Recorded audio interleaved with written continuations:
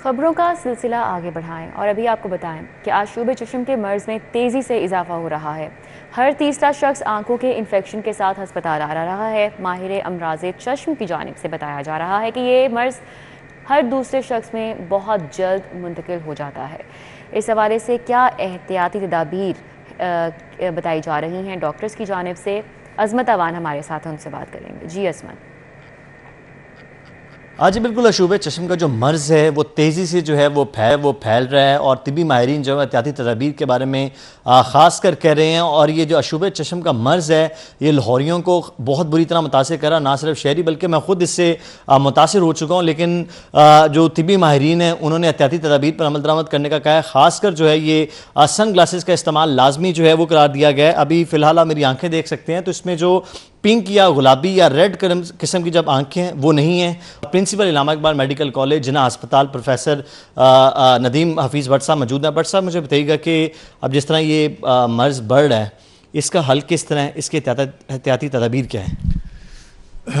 एक तो एक दूसरे से फासले पे रहना, जैसे कि मुझे और आपको रहना चाहिए। बहरहाल थैंक यू सो मच। ये आपने बड़ा ही इम्पॉर्टेंट इशू है इस वक्त और आपका ये सवाल बड़ा रेलिवेंट है और आपके चैनल के तवसत से थैंक यू, आपने ये अरेंज किया ताकि लोगों तक ये पब्लिक अवेयरनेस मैसेज पहुँचे।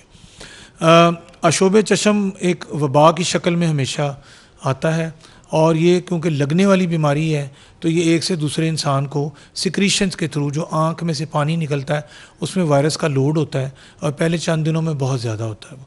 तो अक्सर ये स्कूलों में फैलता है, कॉलेजेस में फैलता है, जहाँ पे पास बच्चे बैठे होते हैं एक दूसरे के और उनको ध्यान नहीं होता कि उन्होंने टच नहीं करना आँख को, या एक दूसरे को हाथ मिला लेते हैं एक दूसरे से आँख टच करने के बाद, उससे वायरस आगे शिफ्ट होती है, उससे आगे शिफ्ट होती है।